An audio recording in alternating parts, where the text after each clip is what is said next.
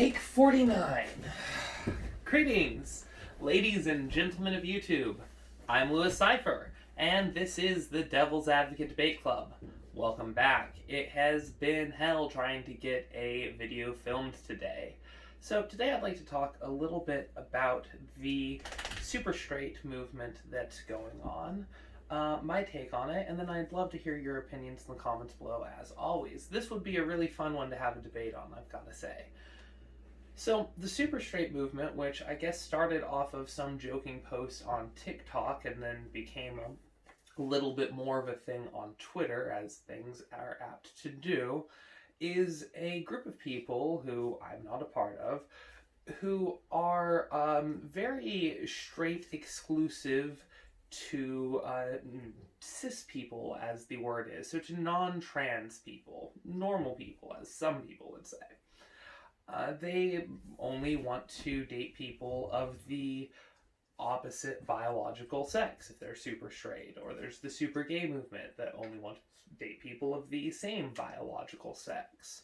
And they're bringing again into the conversation this distinction between biological sex, which is male and female, and gender, which is normally male and female, but is also a social construct, and a relatively recent one, less than 100 years old, that can technically, I suppose, be anything based on how we define physical distinctions.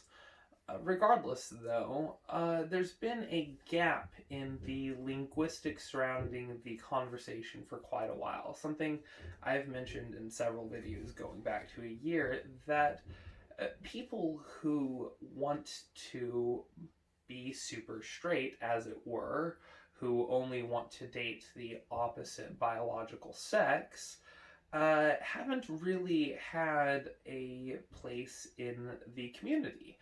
They have had words for literally every other distinction, other than, I suppose, I'm not specifically aware of people who only date trans people, but maybe there needs to be a word, super trans, I guess it would be.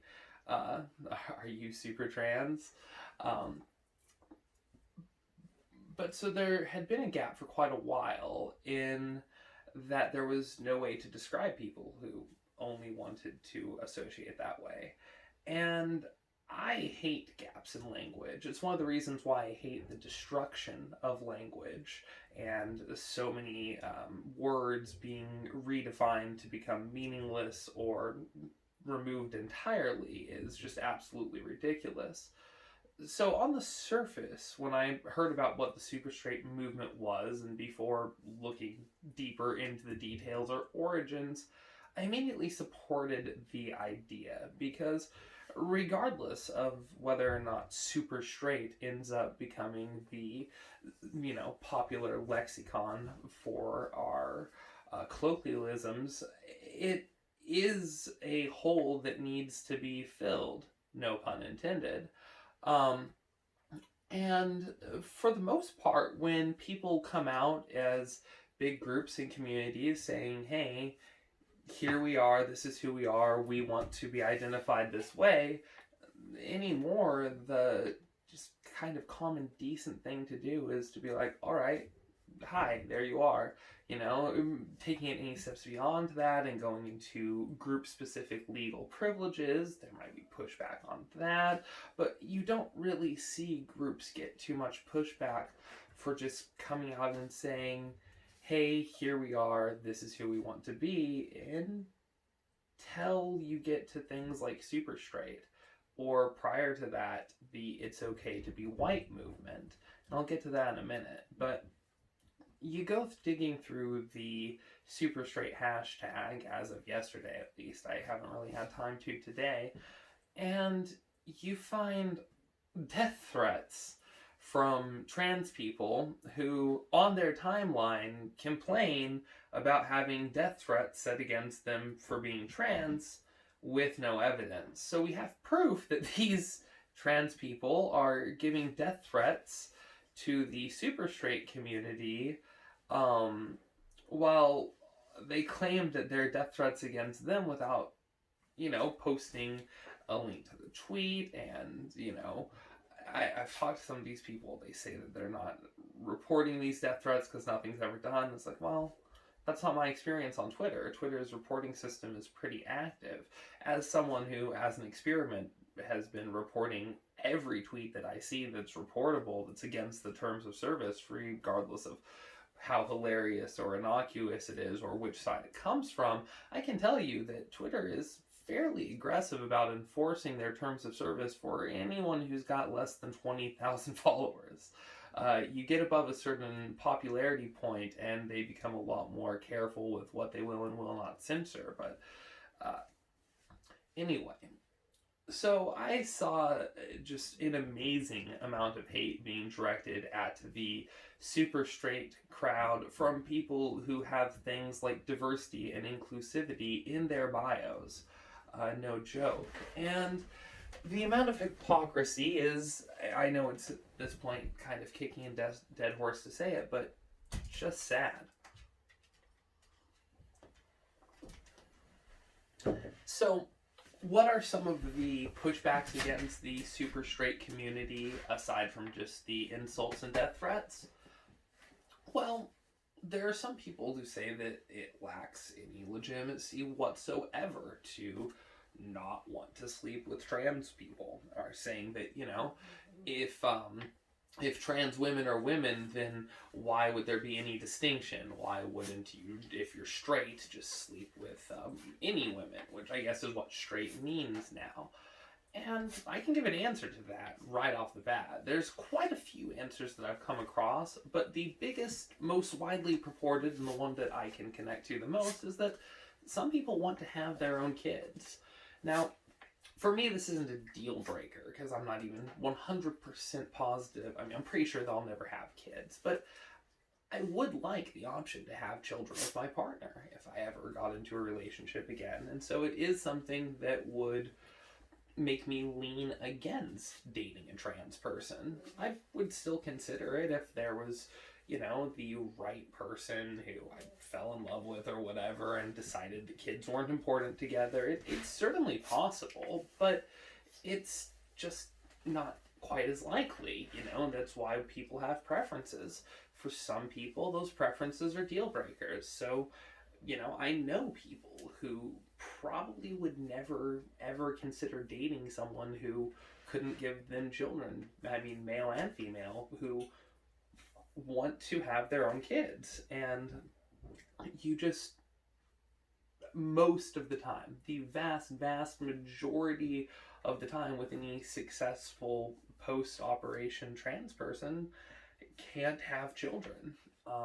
And, if what you're saying is well, pre-op trans people can still have children, okay, true, but if you are a pre-op trans woman, then you have a penis and would be able to have, children with another woman, which means that a lesbian who wanted children might be interested in a pre-op trans woman by the linguistic standards that we're setting up here, but a straight man who wanted children would have absolutely no interest in that trans woman. Pre-op because she's got a dick, and post-op because, well, she's no longer capable of producing kids for anyone. So it is really abjectly ridiculous to me to see the, intersex, trans, queer, non-binary, demi-gender, two-spirit dragon badger coming out. It's one I made up, but those are all things that I've seen on Twitter. I just clumped them into the most ridiculous grouping I could come up with off the top of my head. And you see all of these people coming out and being like, well, it's the super straight people who want to only connect the way that our biology suggests that we should. The way that is the most natural, if we go back through all of recorded history for humans and all other animals, those are transphobic science deniers.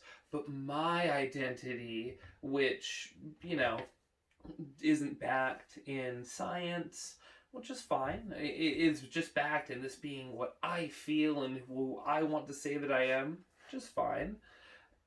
That is valid, but those people who only want to go down the biological, evolutional, some would say logical, scientific route, they are transphobic science deniers. I'm sorry, I just don't see it.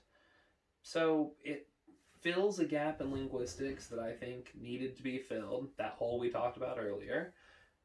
I haven't seen any rational arguments against super straight's existence, against its inclusion in the LGBTQI plus community. I think, I don't know what they're calling the alphabet community. So I've got one. I haven't actually seen this argued, but it's my understanding that this is a community of minority sexualities coming together to, I guess, defend themselves against the majority as they see it. I don't see sexuality as a war, but whatever. And since super straight people, if we're given this definition, may actually be the majority, it could be argued that straight people should be included in the LGBT, the alphabet group, and that super straight people would be the new oppressors by the intersectional standard, I suppose, which would make sense with how they're being treated on Twitter. They're being treated like everyone hates them for being straight. And that is just abject hypocrisy and open bigotry of a scale that I cannot believe Twitter is allowing to exist on its platform. And like I said, I report all violations of Twitter's terms of service that I see, that I have time for. Sometimes I don't have time to report literally everyone as I'm going through a hashtag, but I reported dozens of these people who were either calling for the death of people based on their sexuality, stating that they would violently assault people based on their sexuality, or just coming out and being like, hey, we're going to try to appropriate this hashtag and use it to promote specifically trans art, because believe it or not, that is against Twitter's terms of service. If you click on the spam option, there is a misusing hashtag function for people who are trying to, use a hashtag to promote their own materials, which is exactly what all of these trans artists were doing.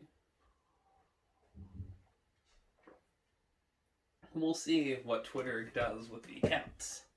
But in my experience, about 60 to 80% of the people that I report get a strike. And so, don't be an open bigot on Twitter.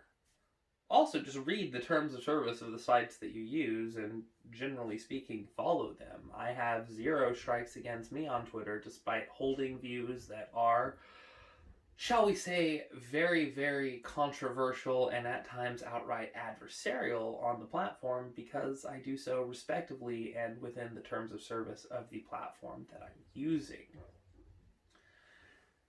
So, I haven't seen any real good arguments against super straight's existence. It fills a gap in the language that I think that we needed. Let's get to another reason why it's important. It highlights something that we've been seeing in society for a while now, but that no one wants to admit to or to talk about on the left, though it is finally starting to gain traction in some circles. And that's that straight white men are, well, kind of getting the stick on Twitter, by which I mean to say that it's okay, not just on Twitter, but on the media and in the left in general, not just in America, but for most of the world to really say any horrible thing that you want about straight white men, as long as it's just about someone who falls into one of those three categories, or better yet, all three. And we saw this with the "It's okay to be white" posters being deemed hate speech by some organizations, because any organization who thinks that it's hate speech to say it's okay to be white is an openly bigoted organization.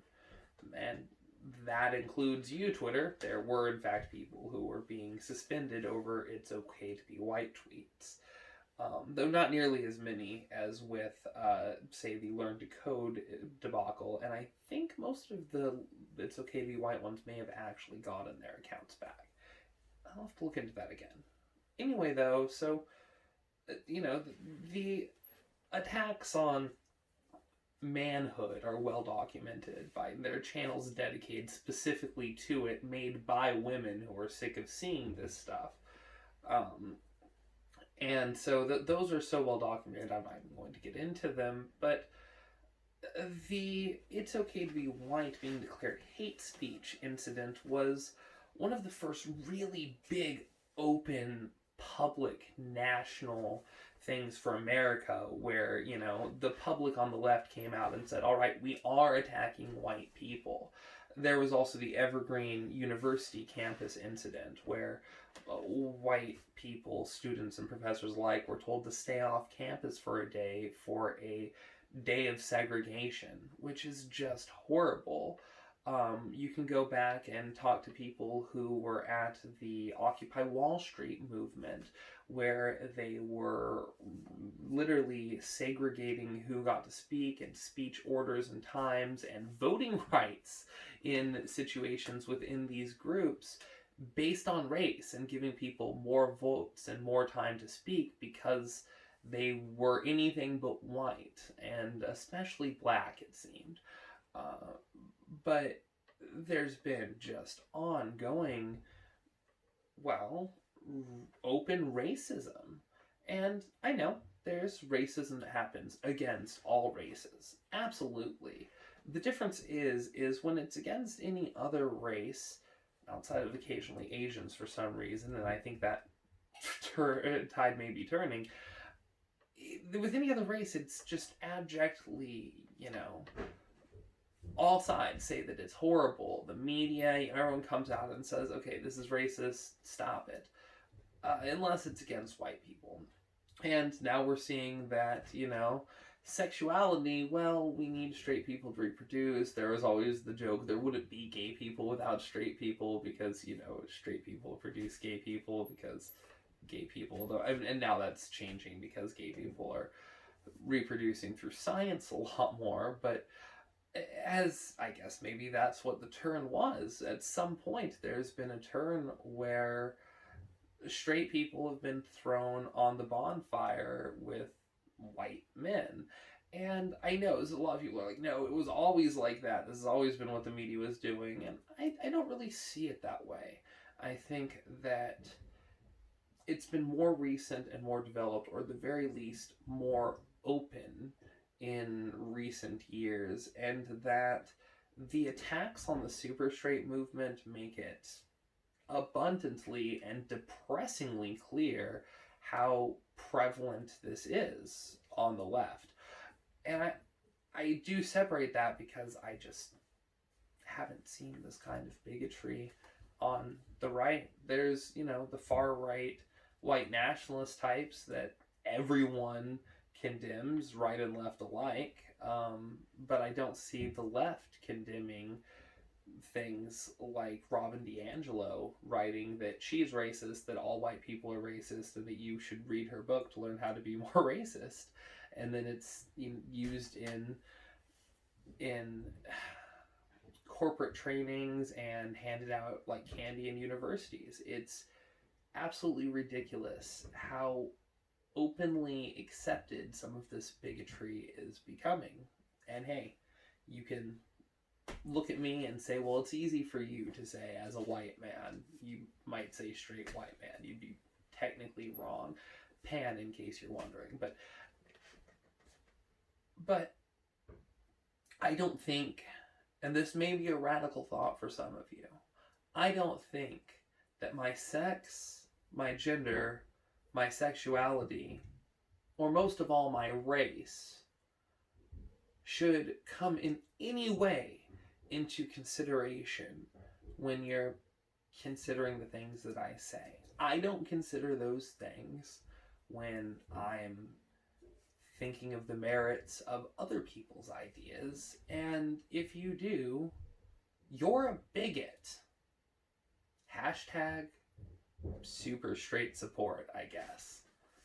Anyway, those are my thoughts. As always, let me know what you think in the comments down below. It took me so long to get this video filmed. The kitties, which were hopefully going to be on camera, are locked in the bathroom, and they escaped the first few times that I tried that. I must have done the first, well, I forget how many times now I said at the beginning of the video, because this has been happening with all my videos, so I started keeping count this time. But I'll keep trying to get them out. And as always, thanks for watching the Devil's Advocate Debate Club.